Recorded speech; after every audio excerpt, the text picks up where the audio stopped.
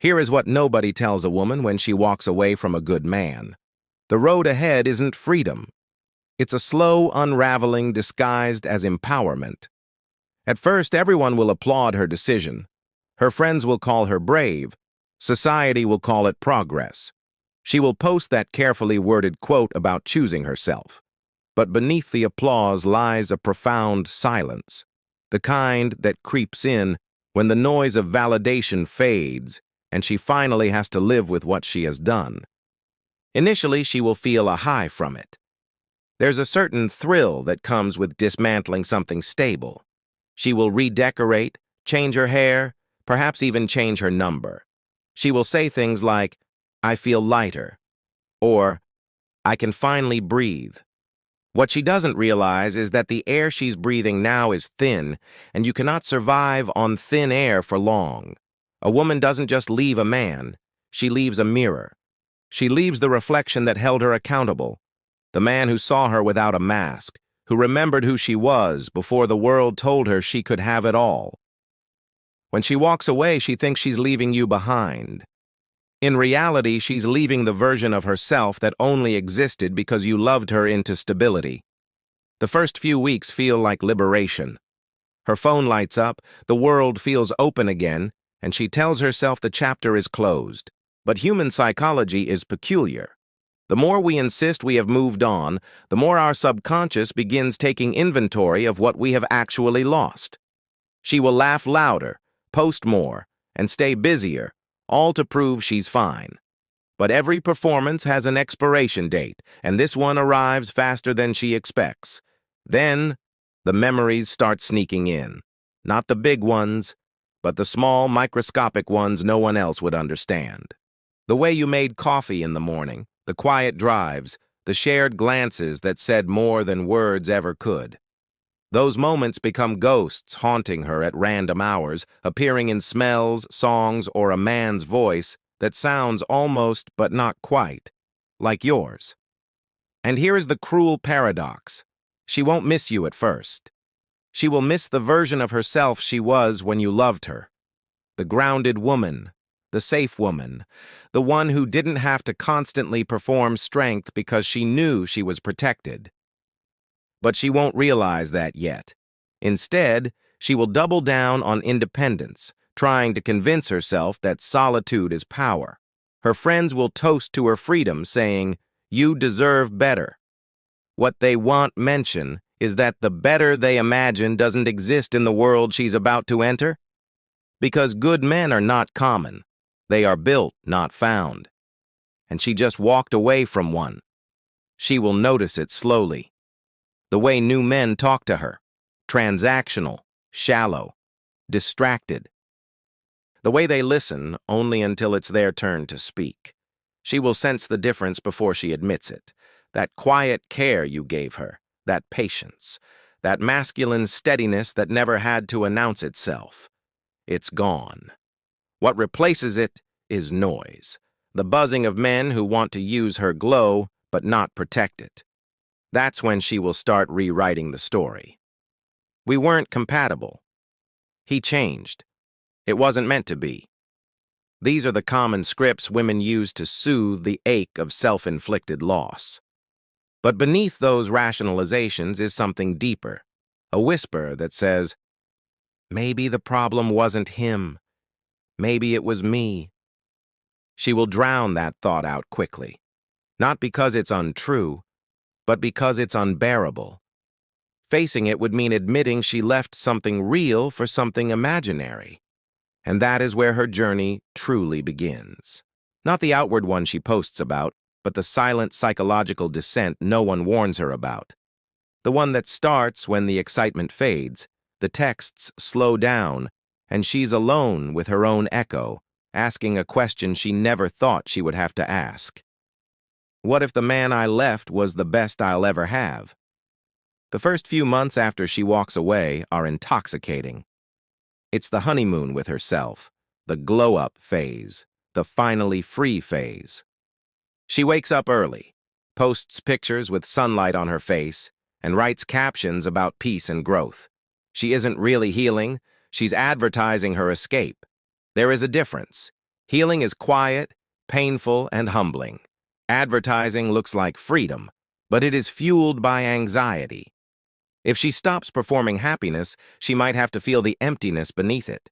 She will fill her calendar with distractions, brunches, Pilates, solo trips, and nights out with friends who are equally lost but dress like they have it all figured out. They will raise glasses to independence, to never settling again, and for a while, she will believe it. Every compliment, every like, every "you're glowing" gives her a hit of dopamine that feels like proof she made the right decision. She thinks she's evolving, but what's really happening is that she's floating above reality, running on validation fumes. Soon she will test the waters of dating again. At first, it's thrilling. Messages pouring in, strangers calling her beautiful, invitations, and the kind of attention she hasn't felt in years. She mistakes it for connection. She tells herself that these new men see her in a way you never did.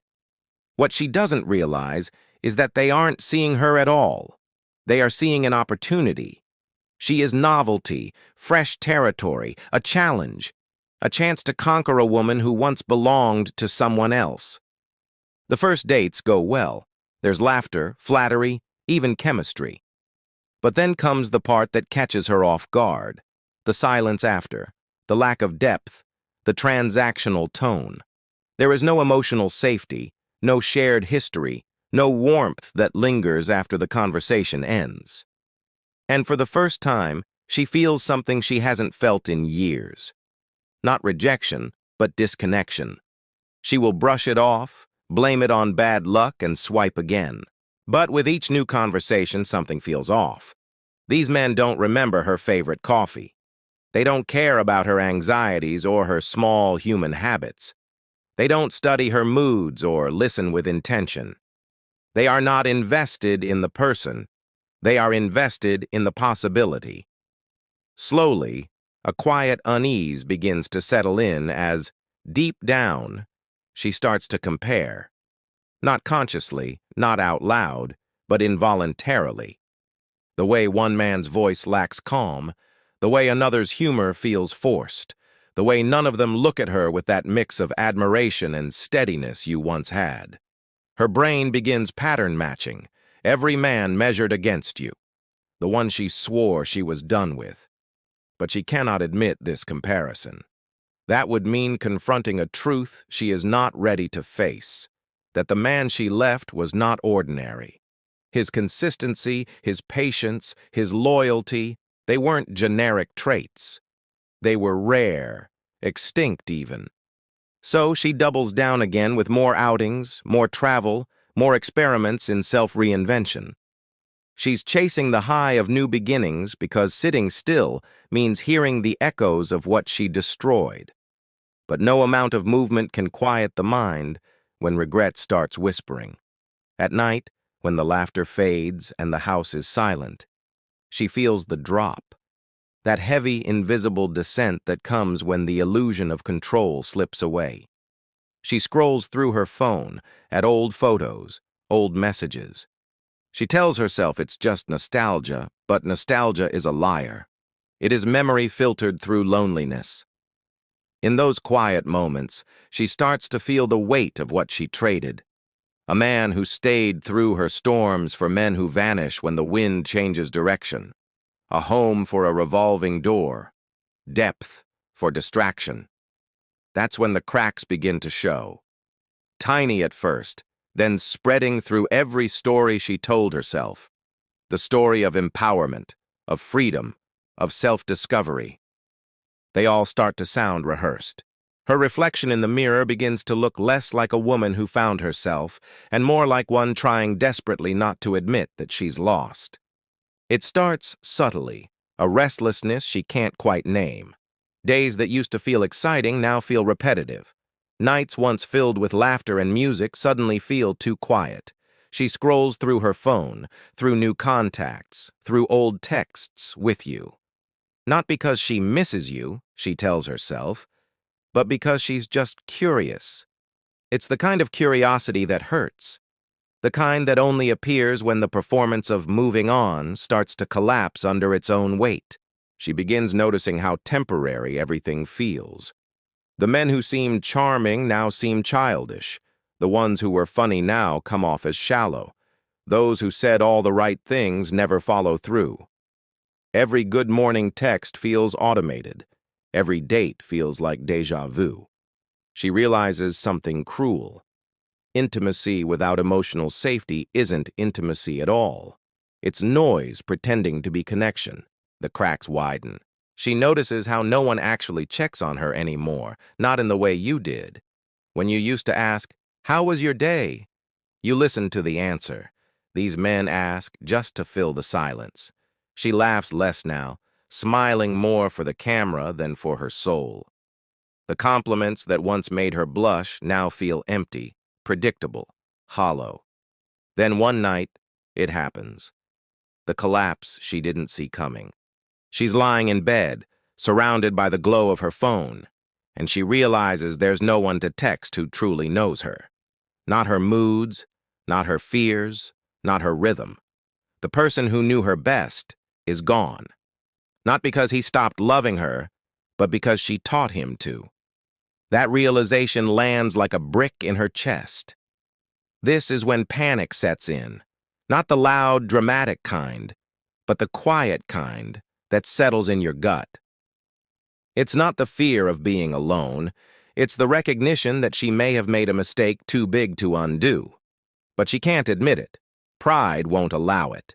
So she hides it behind activity, gym memberships, new hobbies, new men, anything that makes her feel like she's still progressing. But progress built on avoidance is just motion, and motion without direction is chaos.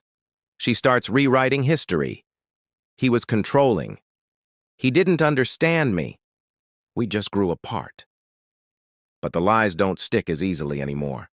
Her mind begins fighting back, replaying memories she thought she had buried.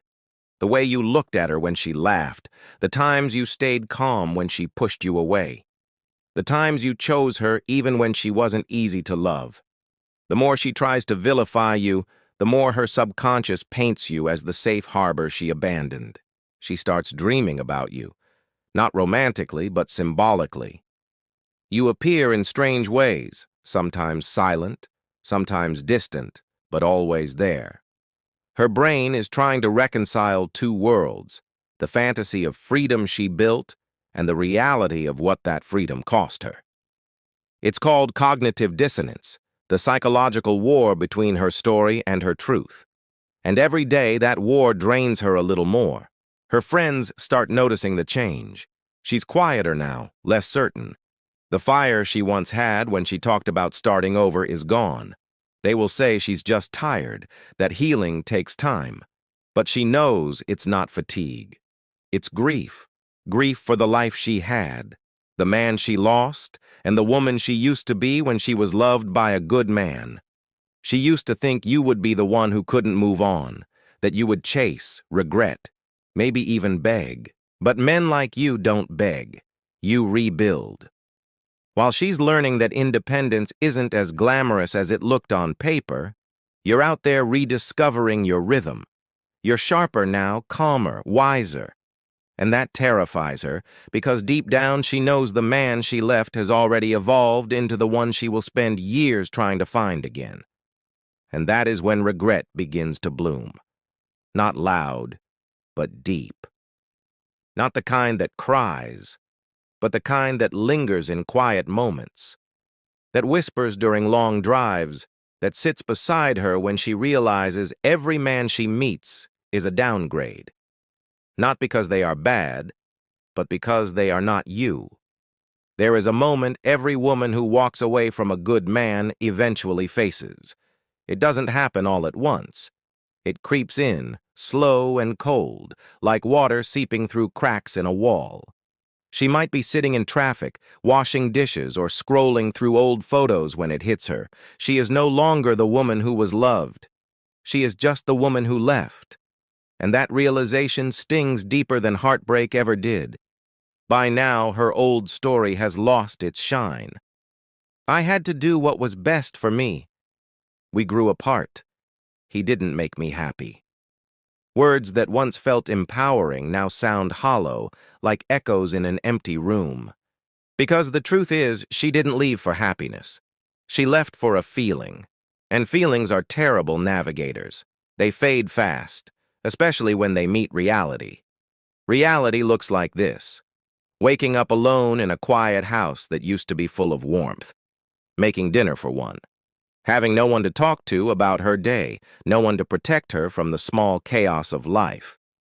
The silence that used to feel peaceful now hums with something heavier: regret. Regret that she disguised as independence for far too long. She scrolls through social media and sees you. Not broken, not bitter, not begging. You have changed. You look sharper, calmer, maybe even happier. There is a light in your eyes that wasn't there before. She realizes with a mix of pride and dread that she was the storm that forced you to rebuild. Her leaving became your catalyst. Her loss became your revolution. And nothing unsettles a woman more than seeing the man she underestimated become the man she always wanted. Her friends don't get it. They tell her, "You'll find someone better." But those words feel childish now. She has seen enough of the dating world to know that good men do not line up and wait. They vanish, they adapt, they grow, they move on quietly, just like you did. And when a man like you heals, he never returns to the same place she left him. He becomes untouchable, not with arrogance, but with peace. What's poetic about it all? The same man she once took for granted becomes the one the universe now uses to humble her. Every time she sees a happy couple, every time she scrolls past a photo of a man holding his woman's hand with quiet devotion, she will feel that sharp, familiar ache. The realization that once upon a time, that was her life, her safety, her peace. But she mistook peace for boredom and stability for stagnation. She mistook a good man's patience for weakness. By the time she learned the difference, he had already become someone she could no longer reach, because good men don't hate the women who hurt them. They outgrow them. They rise from the ashes not to prove a point, but to protect their peace. And nothing cuts deeper than watching a man you once diminished become everything you ever wanted. It's not revenge, it's revelation. The kind that doesn't shout, doesn't gloat, doesn't need validation. It's the quiet kind that glows through a man's composure, through his laughter that no longer hides pain, through his eyes that no longer search for answers in people who never deserved his loyalty. She will remember how he used to listen, how he stayed when things got ugly, how he saw her worst and still believed in her best. That memory will haunt her, not because she wants him back, but because she finally understands what real love looked like when it was hers. She will wish she had one more chance to sit in the same room with him, not to fix things, but just to feel that peace again. But peace is something she traded for attention, and attention fades faster than truth. Years later, she will still think of him. Not every day, but often enough that the thought still stings. She will wonder what would have happened if she had stayed, if she had paused before walking away, if she had recognized that a man who shows up every day, who stays loyal even when unappreciated, is not boring. He is rare. But hindsight is the cruelest teacher. It gives the lesson after the final exam. So, to every man watching this who has ever been left, understand this. She may have walked away, but you are the one who truly moved on. You turned heartbreak into armor, pain into power, and silence into focus. Now you live rent-free in the part of her mind where regret sleeps. That is not ego, that is justice. Because in the end, it is not her loss that defines you, but your rebirth. Take this moment as a reminder. Never chase someone who doesn't see your value. Never beg to be understood by the blind. Let her go and become the man she will never get over.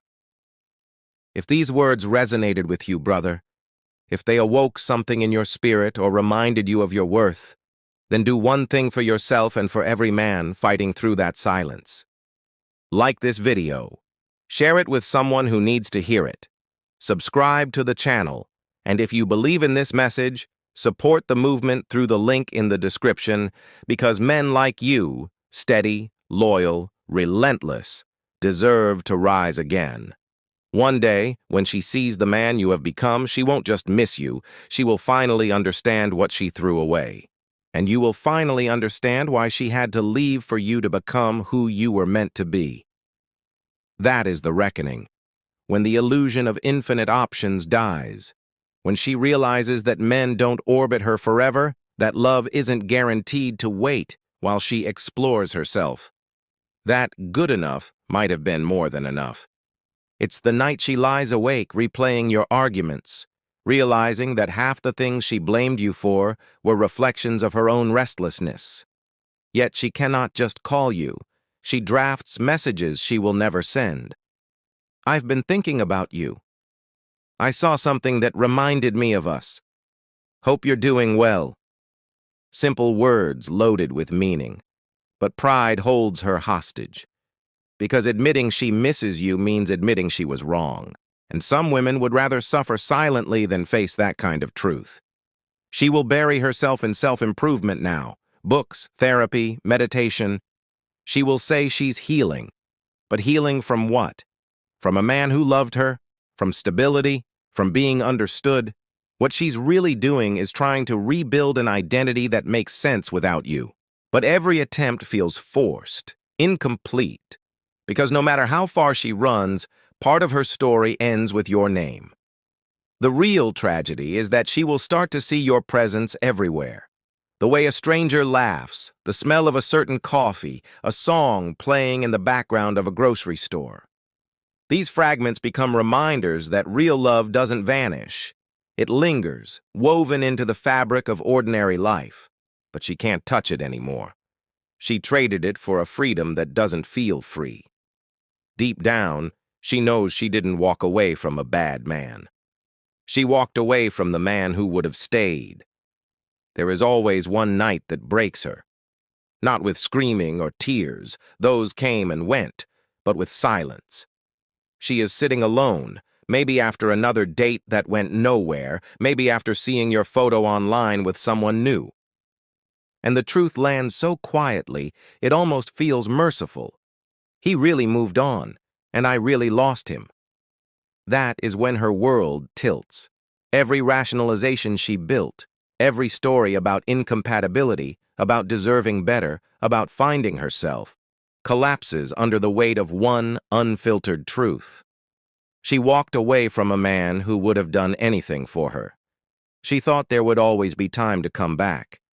She thought you would wait, that your love would linger like an open door.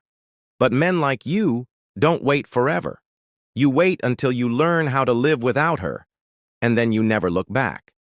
Her friends are gone now, too. The ones who encouraged her to live her truth have faded into their own lives. The calls are less frequent, the invitations stop. She is no one's project anymore, just another woman who left what was good and doesn't know how to rebuild what's gone. Loneliness becomes her shadow. Not the romantic kind she can post about, but the real kind. The one that creeps in during dinner when there is only one plate on the table, one laugh missing from the room. She tells herself she is fine, she is independent. But the nights tell a different story. The bed feels bigger now, the walls echo louder. And the body remembers the small things, the warmth of your hand, the steadiness of your voice, the way you looked at her when she didn't even feel beautiful. She used to roll her eyes at those moments, calling them routine. Now she would trade every date, every compliment, every illusion of freedom just to feel that routine again. The irony is cruel.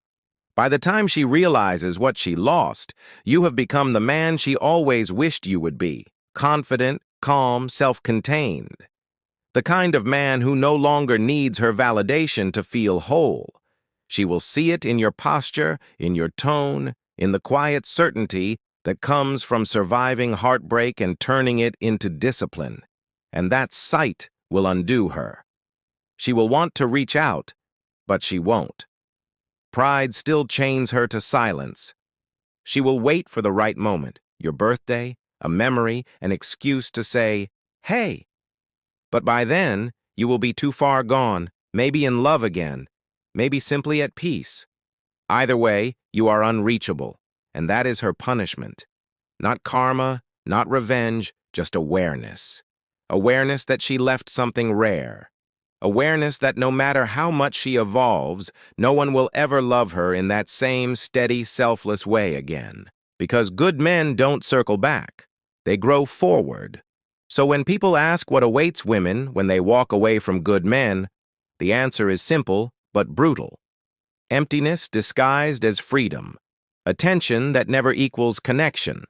Regret that matures with time, and memories that age like ghosts. They get what they asked for, but lose what they needed. And by the time they understand the difference, it's far too late. Because you, the man she once dismissed as ordinary, became the man she will measure every future love against. And none of them will ever be enough.